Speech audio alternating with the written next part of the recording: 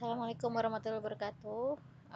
Kembali lagi bersama saya, yaitu kita akan mempelajari bagaimana cara melakukan atau melihat aturan pembuatan di FD.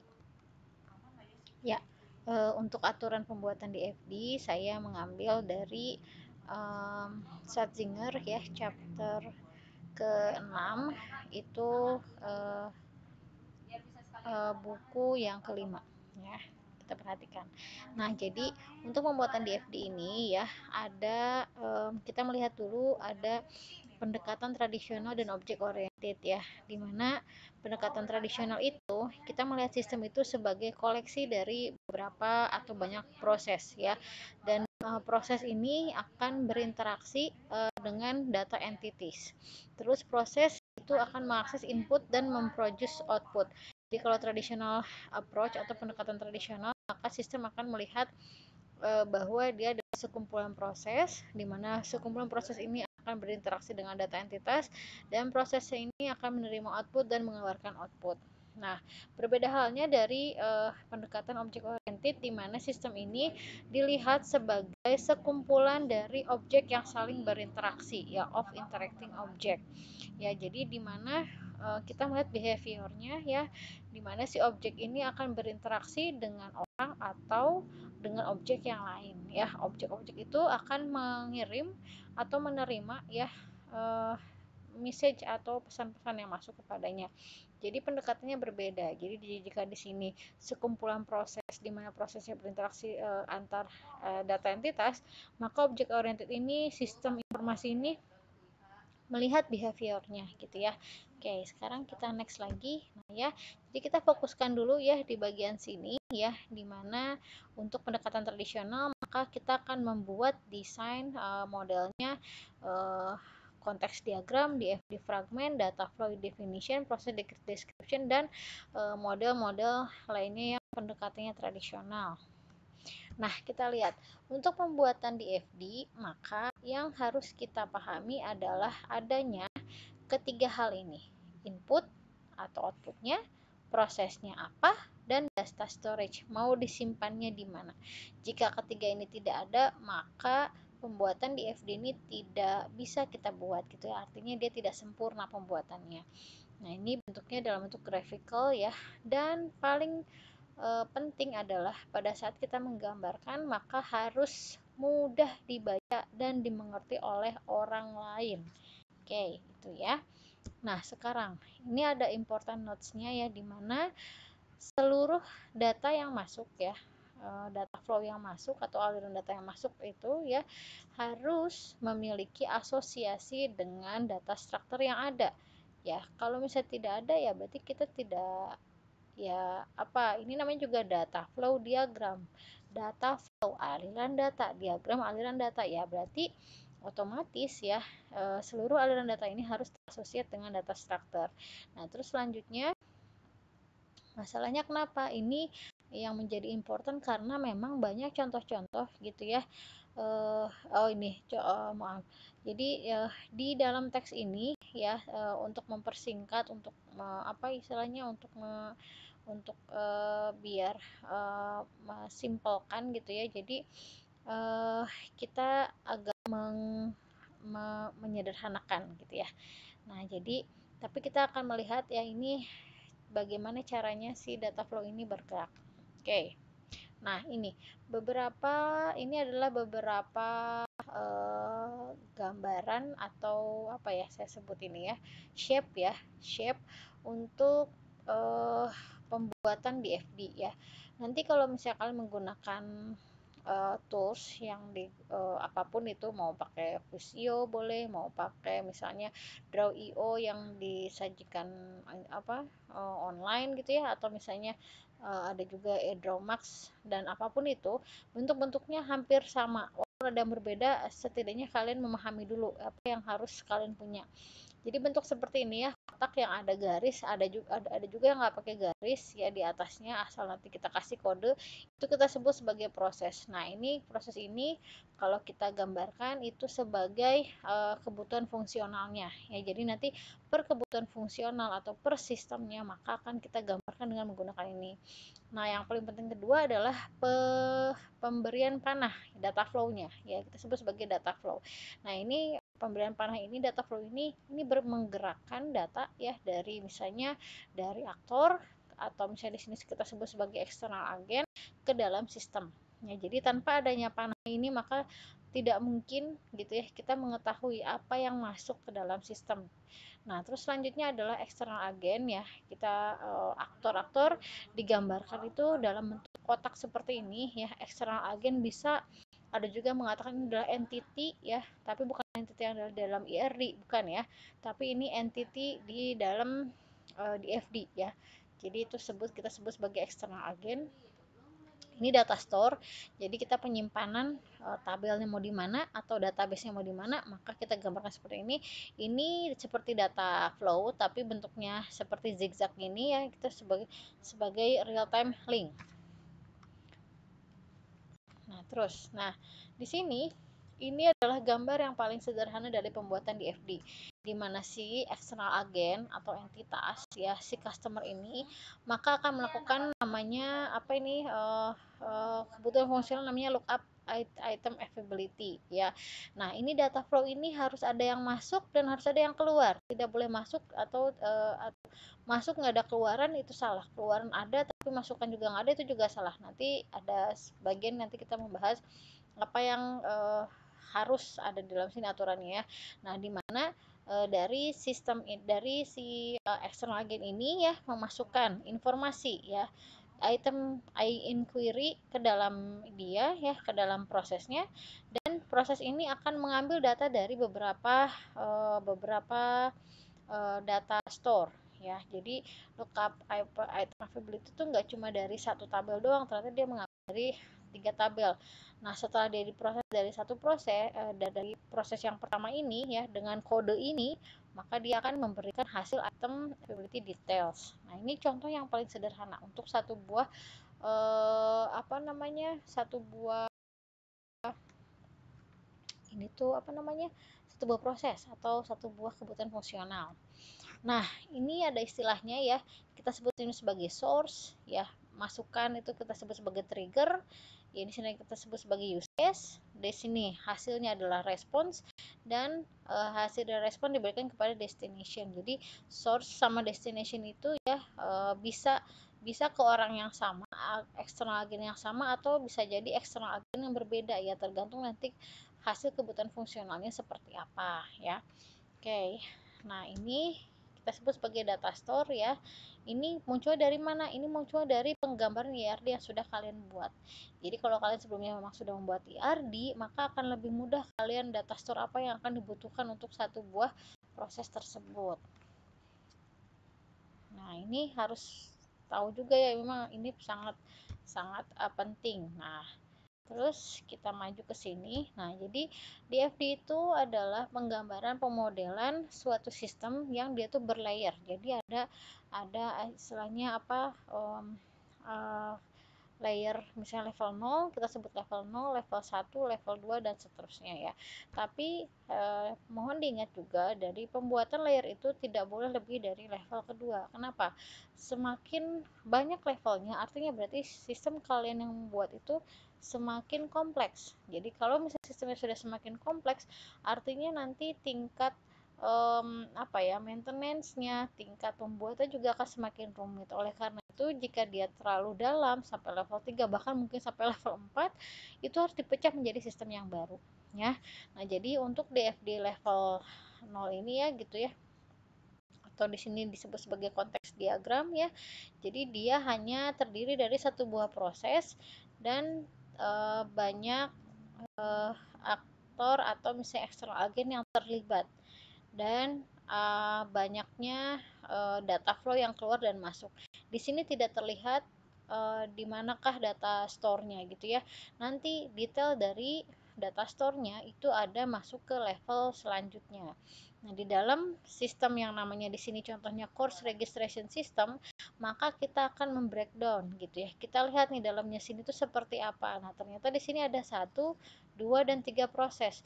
Jadi dalam satu sistem ya di FD level 0 ada 3 proses. Nah, dalam 3 proses ini maka detailnya seperti ini. Dari akademi departemen gitu ya, dia akan melakukan proses schedule course, dan dia akan masuk ke sini ya, masuk atau misalnya mengambil data atau menyimpan data ke offer course. Nah, dari offer course ini akan memberikan informasinya ini juga diminta oleh enroll student dan seterusnya. Jadi data flow-nya akan lebih detail lagi di dalam sini ya. Nah, terus di sini ternyata per proses juga dia ada detail nih.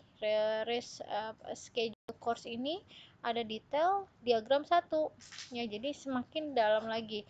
Nah, dari sini di kodenya seperti ini ya, 1.1 untuk di sini. Nah, jadi di dalam sini juga ada 3 proses yang lebih detail lagi. Maka kita tahu di sini ada offer ya, di sini juga ada offer lagi ya. Nah, ini si akademi departemen ini melakukan apa? Ini bisa terlihat di sini ya, di hanya untuk satu proses ini ternyata ada 3 sub proses lagi. Nah, terus jadi untuk level 0 atau di sini disebut sebagai konteks diagram, DFD-nya itu merupakan summarize atau simpulan dari semua proses yang ada dalam sistem. Nah, namanya itu kita bisa beri nama sebagai nama sistemnya apa gitu ya. Dan ini prosesnya adalah level yang paling tinggi ya. Memang level yang paling tinggi dari pemodelan ya. Jadi memang kelihatannya hanya nama sistemnya dan siapa aktor-aktor yang terlibatnya. Nah, ini juga menunjukkan boundary sistemnya atau batasan-batasan sistemnya dengan yang lain. Nah, jadi kelihatannya hanya sebuah proses, eksternal agen, dan seluruh data flow yang masuk atau yang keluar ke sistem. Nah, itu untuk level 0. Nah, terus selanjutnya dari level 0 di bawahnya ya ada sebut sebagai DFD fragment ya. Namanya fragment juga kan terpartisi-partisi gitu ya. Jadi artinya ada berbagai fragmennya di situ. Nah, contohnya ini ya, jadi tadi gambarnya yang sebelumnya itu gambarnya sudah digabungkan gitu ya. Mudahnya kita bikin dulu aja yang gambarnya yang terpisah seperti ini. Jadi eksternal agen pertama tuh proses apa aja, terus nyimpennya di mana. Ini juga sama ya. Eksternal agen kedua prosesnya apa aja, yang disimpannya di mana atau ngambil datanya apa. Jadi ini ada keluar berarti nyimpen, kalau masuk berarti dia ngambil data. Nah, ini juga sama. Jadi yang paling gampang tuh kita per agen gitu ya, per flow itu dipisahkan. Nah, terus selanjutnya dari masing-masing ini kita gabungkan menjadi satu gambar utuh. Jadi nggak dibuat seperti ini lagi gitu ya. Ya, kalian boleh juga sih membuatnya seperti tadi. Tapi masalahnya ya, kalau di sini kan ada beberapa juga yang sama ya. Nah, ini over course, ini over course, ini over course. Nah, ini kita buatnya menjadi satu gitu ya. Kalau dibuat gambar satu kayak gini, ini kita anggap banyak tabel, padahal ini tabelnya melakukan hal yang sama. Makanya digambar ulang menjadi satu, di-combine gitu ya istilahnya ya.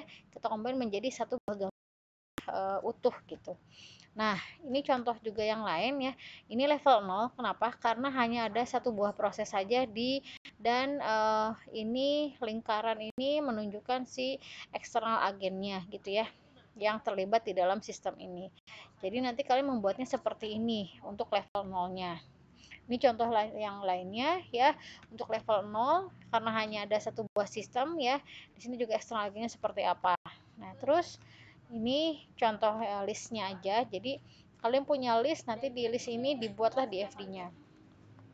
Nah, ini contoh yang lainnya pada saat kita membuat masing-masing proses-prosesnya ya. Satu proses ada dari banyak aktor gitu ya. Ini satu buah proses jadi dari banyak aktor seperti apa, in-nya apa, out-nya apa, ini seperti ini ya. Nanti dari sini kalian bayangkan ini harus digabungkan menjadi satu buah gambar yang lebih lebih bermakna gitu ya. Nah, ini dekomposisinya. Nah, ini contohnya yang tadi proses-prosesnya digabungkan maka digambarnya seperti ini. Ini freestyle, artinya kalian boleh dengan bebas aja ya.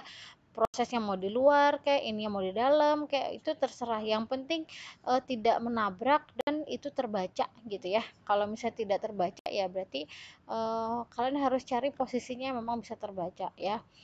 Nah, ini ada evaluasi ya kualitinya. Jadi pada saat membuat suatu sistem ya, proses-prosesnya itu ada rulesnya 7 plus minus 2. Artinya ya berarti yang paling banyak dari satu buah layer itu hanya maksimum 9. Lebih dari 9 artinya berarti sistem kalian itu terlalu kompleks gitu ya. Nah, terus kalau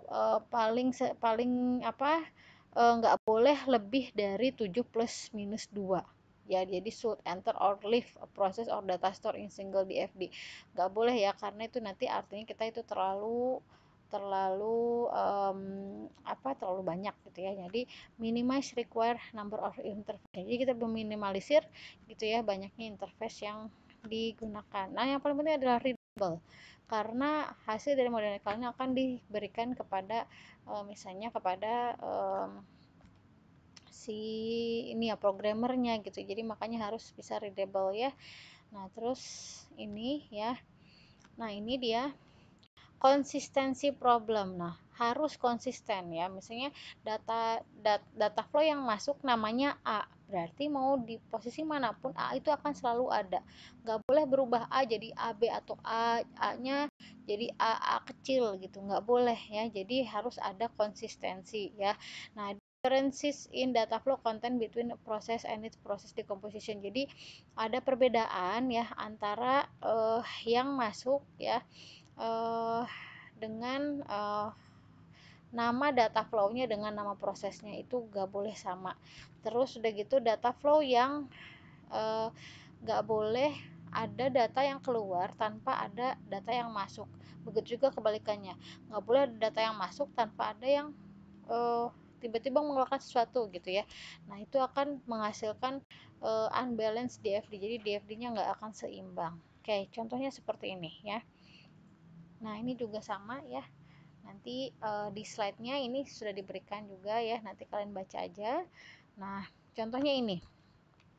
Di sini ada satu satu external agent namanya customer, ini mengecek item availability. Apa yang salah? Di sini yang salah adalah banyaknya inputan data yang banyak sekali gitu ya. Jadi item availability ini dia mencari dari banyak sekali tabel, padahal belum tentu semuanya dia cek ya. Jadi ini kita sebut sebagai black hole. Terlalu banyak tabel yang masuk ke dalam satu proses itu nggak ya itu nggak bisa juga, nggak boleh juga ya. Nah, ini tidak diperbolehkan. Nah, ini apa yang aneh? Yang aneh adalah si faculty member ini tiba-tiba dapat informasi dari suatu proses gitu ya. Jadi dia keluar gitu ya. Impossible. Mereka aneh, misalnya kayak ini tuh kayak ini aja. Kayak apa ya? Kayak karunia gitu ya, kita nggak minta tapi kita dapat gitu ya. Atau misalnya ya itu given ya, aneh juga, ibaratnya kita nggak ngeklik minta terus tiba-tiba dapat list, kan aneh, itu dapat dari mana gitu. Ini tidak boleh ya, jadi adanya output nggak ada input, ini juga aneh juga ya. Jadi ada inputannya ada A, B, C, dan X, tapi dia hanya mengcompute-nya X doang gitu ya, menghasilkan X saja. Di mana X ini, compute X ini adalah jika A-nya lebih dari 5 maka seperti ini ya, jika yang lainnya seperti ini. Nah, B, C ini nggak diperlukan ternyata dalam proses itu juga nggak bisa, jadi ada unnecessary data input, itu juga nggak diperbolehkan. Ini juga aneh, tiba-tiba ya ada inputan A, ada ngomong compute Y, tapi begitu di dalam prosesnya tidak ada si B di sini, ujuk-ujuk ada B di sini. Ini juga aneh gitu ya, impossible ya, ada A ada Y tapi B-nya juga tiba-tiba muncul padahal di sini nggak ada. Nah, itu juga aneh, juga nggak boleh ya. Nah, untuk dokumentasi dari DFD komponen gitu ya, jadi lower pro levelnya itu harus menunjukkan detailnya gitu ya. Jadi detail dari sini tuh harus didokumentasikan. Nanti kita lihat mungkin di sini ya. Nah, detailnya seperti apa? Nanti begitu sampai posisinya sampai beres, sampai level yang paling bawah gitu ya, maka dibuat namanya structure English, dibuat ini ini apa namanya, ini adalah pseudocode-nya gitu ya. Jadi per proses itu nih contohnya ini sini ya, per proses ini pseudocode-nya prosesnya. Jadi namanya 2.1 record customer information ya, ternyata ini prosesnya adalah seperti ini pseudocode-nya, disimpan di mana ya, keluarnya kemana, inputannya seperti apa. Nah ini dibuat pseudocode-nya per proses. Terus nah ini contohnya data elemennya ya.